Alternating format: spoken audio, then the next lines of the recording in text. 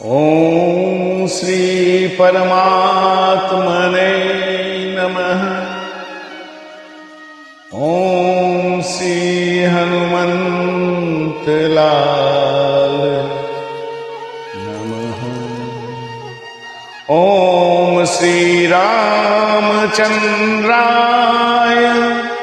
रामभद्राय सीता पते नमः। हर हर महादेव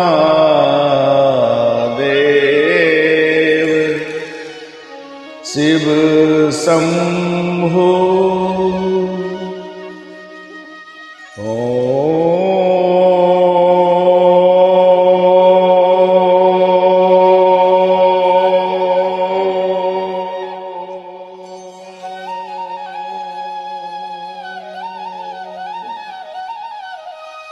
इस ओम ध्वनि मात्र से निज अंतर्मन और आसपास की स्थानों में वायु में एक अति दुर्लभ ऊर्जा की प्रसार होती है।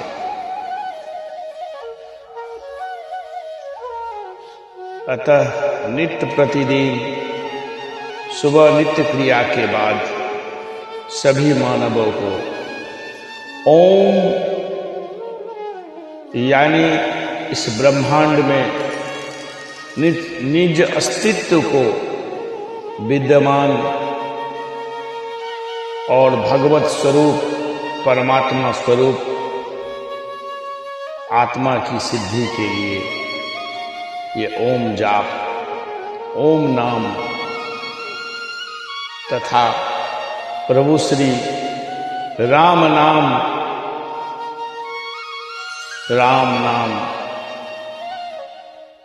जपना अत्यंत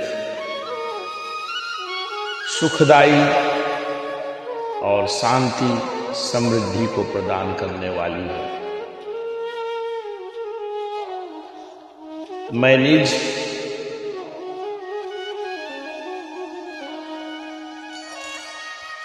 अर्जित ज्ञान के माध्यम से आप सभी को परमात्मा और ये आत्मा के बीच की अस्तित्व के ऊपर चर्चा करने जा रहा हूं। यह चर्चा अधिकांश लोगों के लिए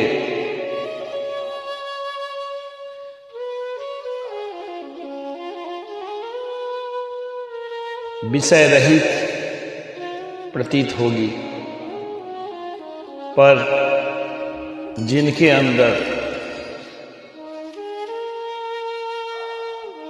निज नाम की, निज शरीर की और परमात्मा के अस्तित्व के बीच सामंजस्य बनानी है, उनके लिए यह चर्चा अति प्रिय, सुखद और प्रेरणादायक सिद्ध होगी।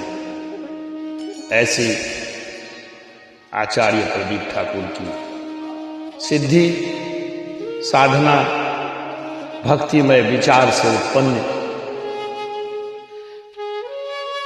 एक मानसिक सोच है।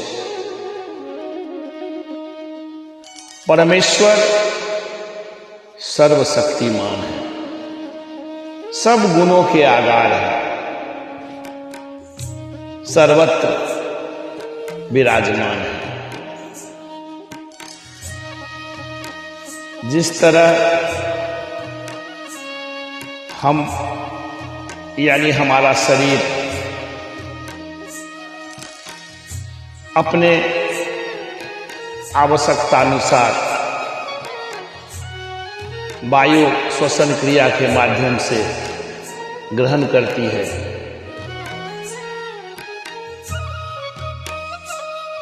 हमें उसकी अनुभव मात्र होती है। उसी प्रकार इस परमात्मा की कृपा हर पल हर क्षण हमारे ऊपर विद्यमान है। आवश्यकता है हमें उस परमात्मा रूपी शक्ति ऊर्जा को केंद्रित करने की, जो सर्वथा हर मुहूर्त हमारे इस शरीर के अंदर ऊर्जा प्रदान करते हैं। इधर मैं अत्यंत अल्प शक्ति अज्ञानी हूं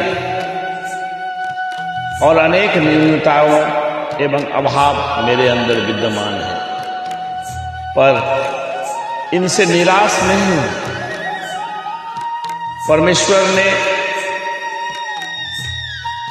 अपने साथ संबंध जोड़ने के लिए बहुत सारी शक्ति, ज्ञान और शिक्षा, संत समागम और अद्भुत पुस्तकों की ढेर सारी साधन हमें उपलब्ध कराए हैं। आवश्यकता है अपने मन को, अपने मस्तिष्क को केंद्रित कर परमात्मा परमेश्वर के शक्ति और गुणों के पुंज को समझना और आत्मसात करने की मेरी कामना है कि मैं वर्चस्वी प्रभु को ब्रह्म वर्चस्व ज्ञान के रूप में प्राप्त करूं और ब्रह्म तेज से जयदेव्यमान बन जाओ, जिससे कोई ब्रह्म विरोधी भावनाएं, ईश्वर विरोधी भावनाएं मुझे पराजित न कर सके। मैं तपस्वी प्रभु से तपस्या की शिक्षा लूं, इतना तप करूं कि मेरे तप से समस्त पाप वासनाएं भस्म हो जाए। मैं यशस्वी प्रभु को यशा प्राप्ति के लिए अपना आदर्श बनाऊं, उनके समान मैं भी अनुपम कीर्ति से जगमगाऊं। मैं साहसी प्रभु से साहस प्राप्त करूं, क्योंकि साहसी मनुष्य को जटिल से जटिल कठिनाइयों से पार लगाता है। मैं ओजस्वी प्रभु के ओज ग्रहण करूं, क्योंकि ओज ही शरीर एवं आत्मा का धन है। बाकी सब भौतिक संसाधन क्षणभंगुर है, क्योंकि ओज ही शरीर एवं आत्मा का धन है। मैं आयुष्मान प्रभु से दीर्घ आयुष प्राप्त करूं, जिससे चिरकाल तक समाज की सेवा कर सकूं, अपने ज्ञान परंपरा को बढ़ा सकूं। मैं बलवान प्रभु से शिक्षा लेकर अपने अंदर मनोबल और दैहिक बल का संचय करूं, जिससे मानसिक एवं बाहरी शत्रुओं से लोहा ले सकूं। ज्योतिर्मय परमात्मा मुझे वे 33 वीर्य प्रदान करें, जो मानव की पूर्णता के लिए आवश्यक है। ये 33 वीर्य है: 10 इंद्रिय बल, 4 अहंकार चतुष्टय के बल, 1 आत्मा का बल, 5 प्राण बल, 5 अनन्नमयादि कोशों के बल, 8 अनिमादी योग सिद्धियों के बल। मानव शरीर के अंदर स्थित ये इंद्रियादि यदि बलवान नहीं होते, ये मनुष्य को पथभ्रष्ट करने का कारण बनते हैं। निर्बल इंद्रियां अंतर्मुखता को छोड़कर भोग विषयों की ओर आकृष्ट होने लगती है। निर्बल आत्मा कामादि रिपुओं के वंशीभूत हो जाना चाहता है। निर्बल प्राण पान आदि अपनी प्राणन आदि क्रियाओं को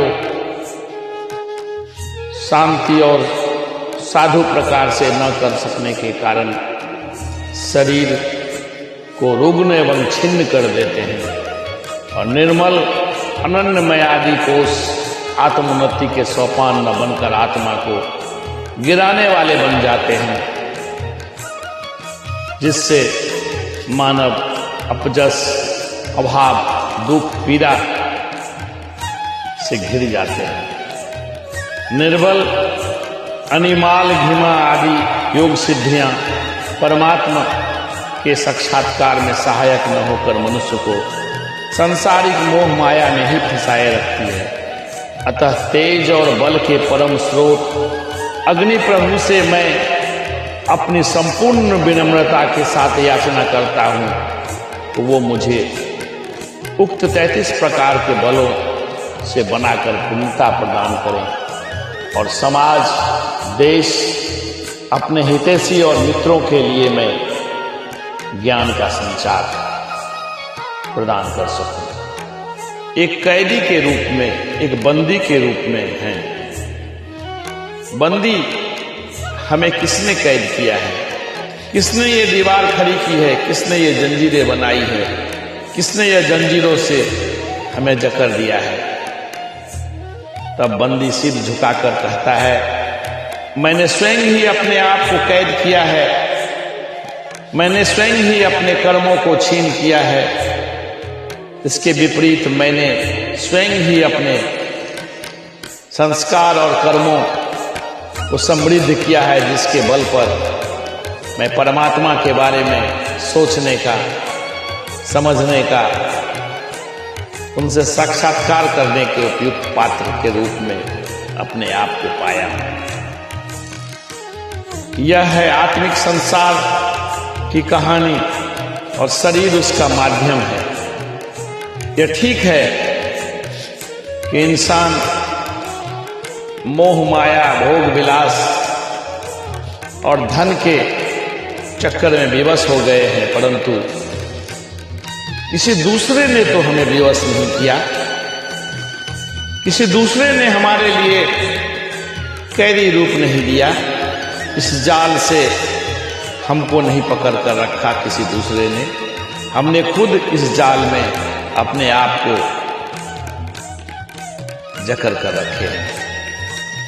क्या हमारी यह पवित्र आत्मा इस कैदी रूपी जाल से मुक्त होने की बारे में नहीं सोचते?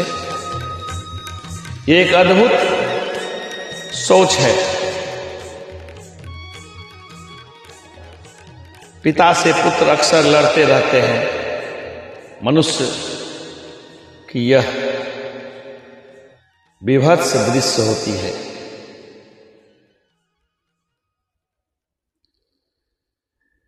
हम दूसरों को अच्छा बनाना चाहते